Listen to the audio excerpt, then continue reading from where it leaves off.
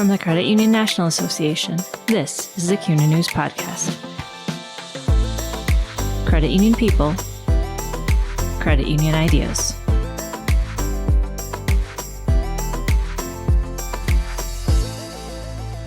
Anatoli Murha's Ukrainian heritage continues to play a key role in his credit union career. I'm Jennifer Plager, Managing Editor with CUNA News. I recently spoke with Murha, Senior Vice President at 500 million asset Ukrainian Self-Reliance Federal Credit Union in Feasterville, Pennsylvania. Murha is a member of the 11th class of Credit Union Rockstars, a group of 25 innovative, creative credit union professionals who excel and make the movement a better place. Read about the 2023 Credit Union Rockstars at news.cuna.org/rockstar. During our conversation, Murha spoke about his Ukrainian heritage, the credit union's response to the Russian invasion, advocating during war, the power of relationships, and more. What's your background? What's your credit union story? How did you end up where you are today? Sure. So I'll start with my background in terms of my first name, because a lot of times people will ask me, like, Anatoli, what is that? Is that Italian? Is that anything? No, it is of Ukrainian descent. My family, both sets of grandparents, actually emigrated to North America post-World War II. I bring that up because I think it's very important. I very much identify with being of Ukrainian descent, but I was born in the United States, born in Farmington Hills, Michigan. And I spent a good portion of my life in the Detroit area growing up there, very much involved in the Ukrainian American community through different organizations, different cultural institutions, and was very fortunate that my mother's side of the family was in Canada, my father's side of the family was in the US, so I had a North American upbringing, you can say, and had a chance to spend a lot of time between Detroit and Hamilton, Ontario, Canada, which is where my mother's side of the family landed. And at this point, I know Canada and I know that area of Ontario quite well, going up the 401 and whatnot, so I'm very proud of that. But at the end of the day, it's being of Ukrainian descent. I always knew that because of my name and because of where my grandparents came from, there was something that was, I don't want to say it was different about me, but I had something to complement my upbringing in the United States. And I actually knew the Ukrainian language before I knew English, because I spent a lot of time with my grandparents and they taught me Ukrainian. And then the first time that my parents actually had somebody watch me when they went out, it was our neighbor. And my parents love to tell this story, that I was speaking to her in Ukrainian and not English, and she didn't know what to do, so she called her parents in a panic. So it all worked out. Obviously, here we are today, many years later, all is well. But at any rate, so I grew up in the Detroit area. I spent a lot of time within the Ukrainian American community, but I also spent a lot of time growing up on baseball, right, and traveling around the United States and just getting to know this great country, because I have a lot of respect for American history. And so I find it quite ironic, but I'm also very pleased that I now live in the Philadelphia area, because obviously that's the cradle of American democracy. So I have spent quite a bit of time at Independence Hall just to get inspiration every once in a while. But growing up in the Detroit area, post-college, post-university, I actually worked for a nonprofit organization for a while, and then I moved into real estate. So I sold real estate in the metropolitan Detroit area. At the same time, was involved with a credit union and knew credit unions and knew how they financed, because I had clients that obviously were financing the purchase of their properties through credit unions. Fast forward to 2011, and I was looking for a new opportunity. Quite frankly, economic times were challenging. Even though I was selling more units, real estate-wise, in the Detroit area, my average sales price was going down. And I thought to myself, you know what? I wasn't looking to reinvent myself, but I was understanding that I needed a new path. So I took a look at a few options, and it just so happened that because of the network of the Ukrainian American credit unions, I actually had known somebody in Philadelphia when I saw the job posting that Ukrainian Self-Reliance Federal Credit Union in Philly was looking for a business development and marketing manager. And I thought to myself, well, with the background that I have, maybe it'll align. I flew up for an interview, got the job within, I think, about a week, and moved out in the summer of 2011, and then started basically full-time in September of 2011, and here we are today. So my responsibilities at that time, I was actually in a very unique position, because the board of directors and the management at that time said, we need somebody to develop this for us. We need somebody to define what marketing and business development means for the credit union. And that it's not just advertising, but obviously understanding our members' needs, understanding what are our members, needs and wants, and figuring out how to fulfill that, and using the data that's available to us, both qualitatively and quantitatively, and develop a growth plan for us. So over the course of the last 12 years, I've had the responsibility of marketing and business development.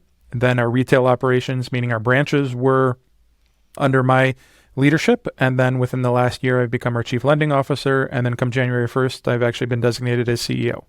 You talked about how when you first joined Self-Reliance Federal, that your big thing was that business development and making sure you guys were meeting your members' needs. And the last 18 months have probably been super challenging for your membership, given everything that's going on over in Ukraine. What has it been like for your credit union, for your members, for you this last year and a half or so? So let me start with my colleagues first, and then I'll talk about membership and about what I've seen and what I've experienced. So first of all, my colleagues, of my 65 team members, because there's 66 of us, the far majority, and I think about 55, were actually born in Ukraine and are from Ukraine. They've emigrated from Ukraine over the last 30 years. It was important for me, it was essential for me to check in with them. And I didn't even have to check in with them to ask them every day. I could tell when I would walk into a branch the emotional impact, right? In those early days after February 24th last year, I had one branch manager who told me that her brother was in the army. He was stationed in Kyiv. She was trying to keep in touch with him. They were texting each other, right? And as someone who recalls previous wars or even recalls the Soviet Union, to have that line of communication, that instant line of communication, is not something that we used to have, 30 years ago or even 20 years ago. I don't even know if I can remember totally 30 years ago, to be quite honest. But so getting that, not waiting for a headline in the news or somebody posting something on social media, but actually seeing that with my colleagues. And she wasn't the only one. The far majority of my colleagues have a direct connect. They have brothers, they have other family members that are fighting right now. They have people that have had to take shelter. They've had family members that have had to evacuate Ukraine because their houses are no longer there. So for me, it's an education, at the same time, a very much a human interaction, emotional interaction in seeing this.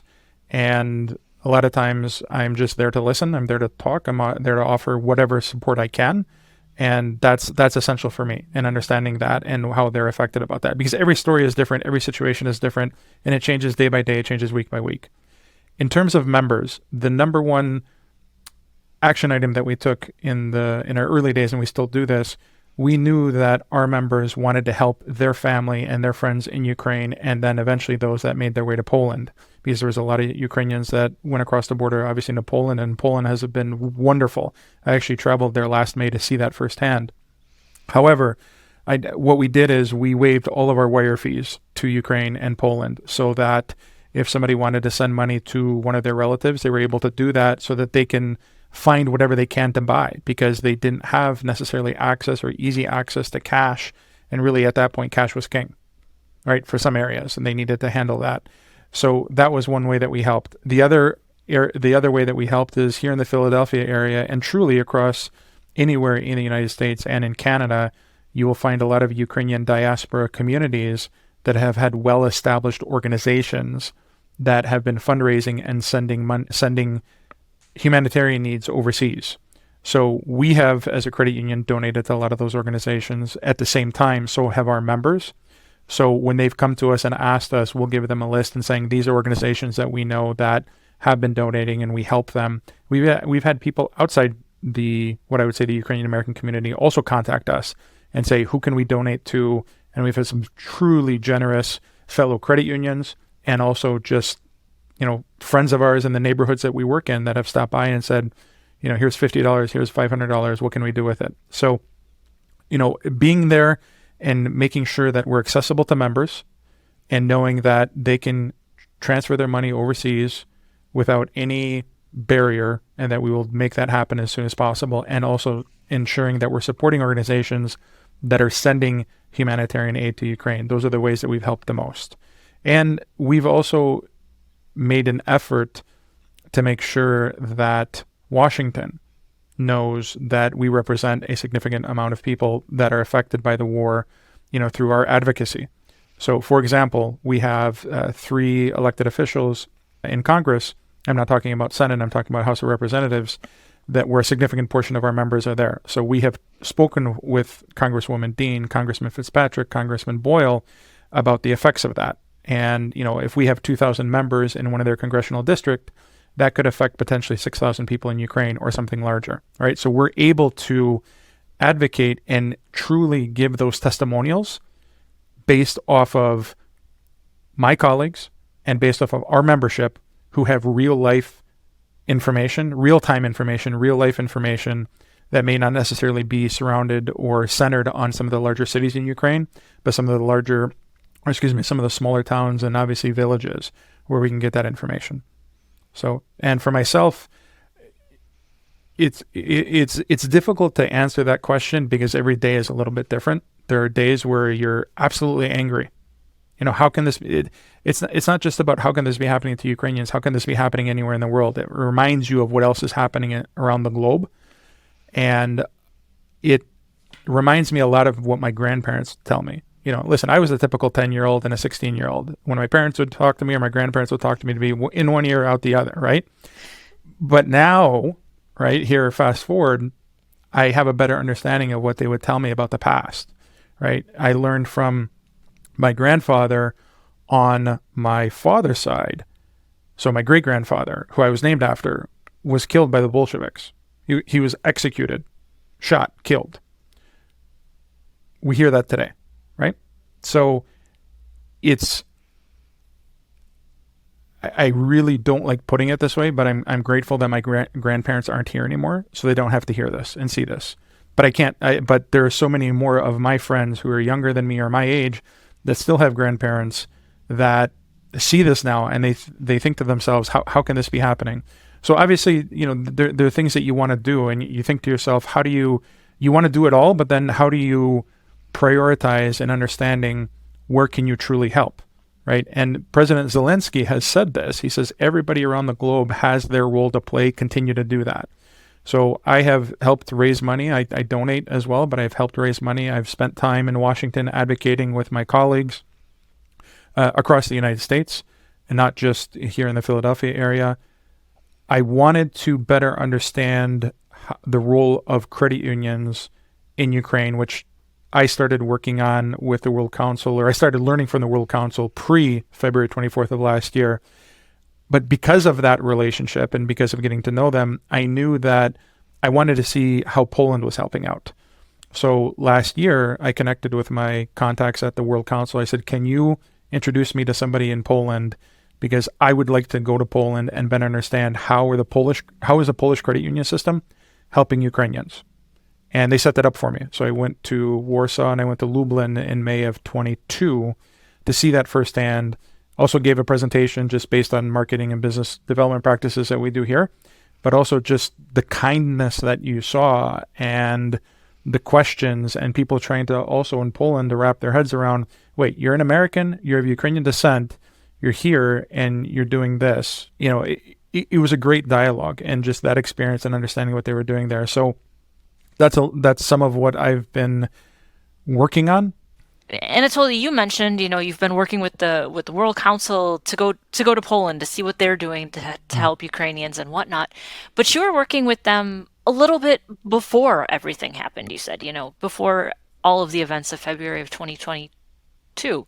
So can you talk a little bit about some of the stuff that you've done with WOCU and in terms of how to bring credit unions or awareness to Ukraine? Yeah, absolutely. I found that as I evolved into a leadership role in the credit union here in Philadelphia, and I just learned and had more experience in different areas of the business, I started thinking to myself, how, from a professional development standpoint and a personal standpoint, how can I, in knowing that credit unions obviously exist in Ukraine, how can I take what I've learned here and potentially give back to Ukraine? And what's the best way to do that? And I learned very quickly that is the World Council of Credit Unions, because the World Council of Credit Unions has been running a program in Ukraine since 2016. This is the Credit for Agricultural Producers Project, where it is funded by USAID. World Council is administering the project. They have a wonderful team over there. And in the way that I explain it is it's a capacity building initiative. There's a lot more to it, obviously, and the great work that they're doing there. But all I did is I picked up the phone, or I wrote an email. I don't remember which one it was. And I said, hey, Woku, can you connect me? This is who I am. This is what I want to do. This is what I'm interested in. And they engaged with me right away. It was wonderful.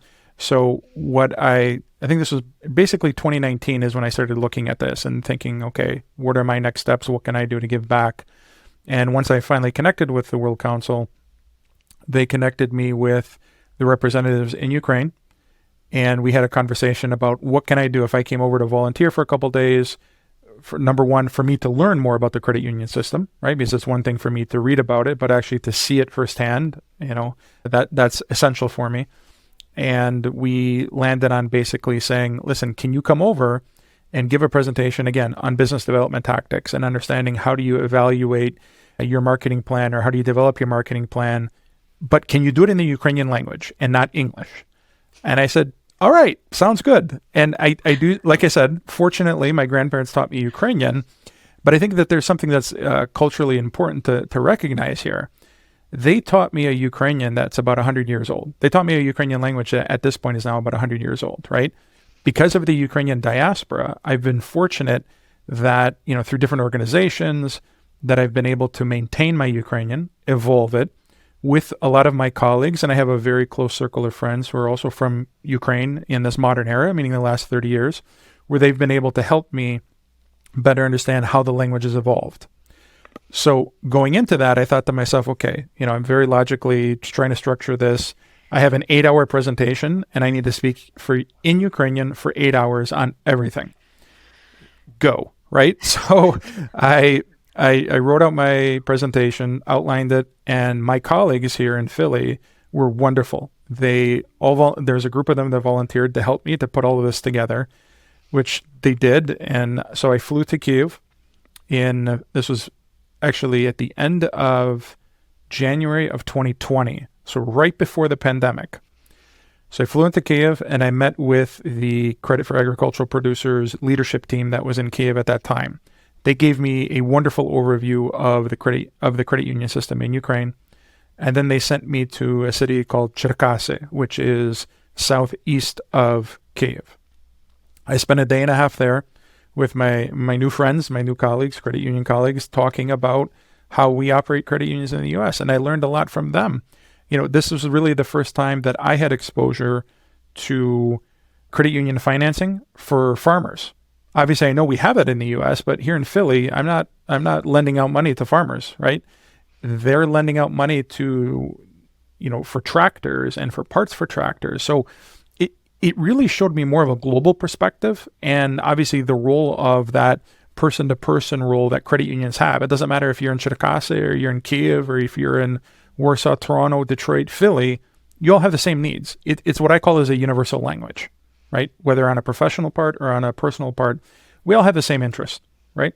So that I liked being able to connect those dots, and that was one of those aha moments for me, saying that, hey, everybody has a universal language. So going back to what I was saying about professional development and personal development, that trip and that experience truly was a pivotal moment in my life. And I never thought 2 years after that I'd be advocating on behalf of Ukraine because there's a war, because somebody decided to invade Ukraine. That was not on my radar. No one's radar, obviously. So obviously during the pandemic, there was no travel. I wasn't able to go back to Ukraine, but I kept in contact with the team that's there, the wonderful team that's there. And then as the globe opened up and we had opportunities to see each other. So when I was in Poland last year, the chief of party for that CAP project happened to be in Warsaw at the same time. So I had a chance to get together with her. And I've spent some time in Washington where I've been at the WOKU offices. I keep in touch with the WOKU leadership team. And earlier this year during CUNA's Government Affairs Conference, I was with the WOKU team, and we actually took a group of us to see Ambassador Markarova, so Ukraine's ambassador to the United States, to talk about the roles of credit unions in Ukraine and how WOKU has been working on their initiative since 2016. So there's that part of WOKU. And then the other part is the Worldwide Foundation of WOKU that established a fund. It's the Ukrainian Credit Union Displacement Fund that was established right after February 24th of last year, which at this point has raised close to $2 million that has helped various needs in Ukraine. And I have helped, I'm a donor to that myself. Our credit union is, many Ukrainian American credit unions are. And we've also helped organize events or just brought more awareness to ensure that funds can be raised and sent over to Ukraine for the needs that need to be fulfilled right now. Well, that's so great stuff that you've been working on. In the nomination, it mentioned that you were motivated almost to a fault to be a steward of relationships, and you're doing some big stuff, and it's not really, it's stuff that you could maybe do by yourself, but it's probably a lot easier to do it when you're working with people. So can you talk about the power of relationships and why they've been so important and kind of critical to get some of these big projects that you've been working on done, and kind of what the secret ingredients are of a good relationship? Sure. So actually one of my motivators in building relationships is a lesson that I learned a long time ago. And that, first of all, I just like people. Like in general, I just like people. I'm not one that I'll seclude myself in an office every once in a while just to get some actual work done. But I need to be able to talk to people because I'm always curious about how people are talking and thinking and experiences. And one of the lessons that I learned, this is actually from a CUNA conference, a marketing conference many years ago. It was in California, and it was actually held at Disneyland. And someone had mentioned that Walt Disney used to talk with all of his team members, anybody that was, let's say, within the executive office, or to anybody that's working on the ground and, welcoming people into Disneyland. And the amount of input that he received from his maintenance crew helped figure out a traffic flow, for example, at his park. So that taught me a lesson of saying, you need to listen to everybody. Right. So I think most of my colleagues will probably say I'm more of a listener than I am. Right now we're obviously having an interview, but I am more of a listener because I have learned, this isn't something that I knew about myself, many years ago. I have learned I'm a connector of dots. I can hear what people are talking about. And sometimes, in the moment, we don't always connect our own dots. Right. But if I'm in a conversation with 5 different people, I can synthesize that really quickly and say, okay, this is what, Andrei, you were saying to, Laura, this is what you were saying. Let's put it all together and we move on. So listening to all of that, I think is essential. But it's very basic, Jennifer. We can't all do everything on our own, right? And I find relationships fascinating because, again, you need to connect. You need to connect dots. You need to listen to how other people are thinking. I've even noticed, like, from a geographic difference, on the East Coast, thoughts are a little bit different than they are in the Midwest, from where I'm from, right? And you learn different perspectives. And obviously that's the same whether you're in the United States or if you're in Ukraine or Canada or wherever else. Sometimes people don't know that they need help. And it's important to offer the ear, offer the ability to talk and the ability just to exchange ideas. I'm a firm believer that across the board, no matter what role you have in any organization or anywhere you're involved in, I want to know what you're thinking. I truly want to know what you're thinking. I want to, not just listen and move on. I may not be able to act on that, but right away, but I have this weird brain that remembers something 6 months from now and saying, from 6 months ago and saying, you know what? Laura taught me that. Let's go back to that and let's redo that. So relationships, so my model or my whatever you want to call it is get to know the person. And the best way to get to know the person is over lunch. Because guess what? We all need to eat. And truly, right? Like, I don't know anybody that doesn't want to eat. So, and I find that people tend to break their walls down a little bit easier when you're eating and you're talking. And that's another great thing, because another great aspect of just human interaction, just by somebody's meal and what they're talking about or what they order, just opens up conversation. Like, why do you have fish? Why do you have steak? 9 times out of 10, there's a story about it because someone has traveled somewhere, done something. So I like to make sure that I understand people's perspectives, and I never take anything for granted, right? You have to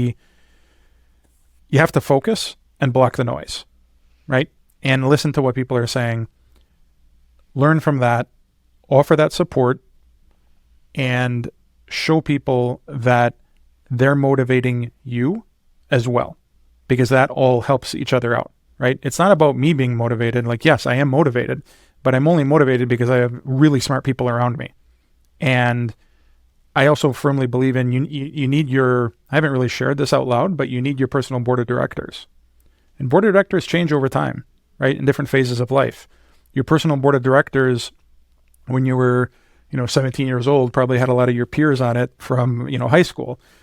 Today, for me, it's a completely different look at things, right? It's people that I work with in the business community, but it's also people that I work with in, cultural groups, or just people I've randomly met that I don't necessarily have a close relationship with, like right now, but it's great to talk to them. So I have them as part of my personal board of directors. You were honored back in 2021 by President Zelensky with the honored worker of culture for Ukraine. What was that like? You got to meet him. He was in DC, correct? Yes. When he did this, and then what was that like? And what does this mean for you? So ultimately, what it means is responsibility. And I think at the end of life, or throughout life, that's a common theme for me, is like, this is a responsibility to be a promoter and an advocate of Ukrainian culture. But how that happened is I play what's called the bandura. It's a 60-stringed instrument. And I've been playing this since, well, first of all, I remember when the bandura was taller than I was. So my father played it, right? And I'm about 6'3" now. So this was like very early age when the bandura was taller than I was.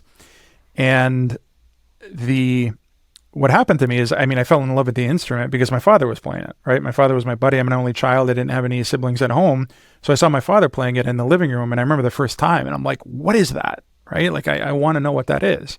So he started teaching me, and then just over time, I really got involved. We have a summer camp where I started taking lessons from the summer camp. I started running the summer camp, and then I became involved with an ensemble called the Ukrainian Bandurist Chorus of North America, which actually its origins are from Ukraine. It was founded in 1918, so it's well over 100 years old. And post-World War II, just like my grandparents, it was actually forcibly displaced out of Ukraine, made it to Germany in the displaced persons camps, and then the actual ensemble based itself in Detroit, where I'm originally from. So going back to your initial question, I just got more involved with Ukrainian cultural life, and specifically focused on the bandura. So I became an advocate for this ensemble and for the actual instrument. I've organized many tours across the United States, across Canada, across Western Europe.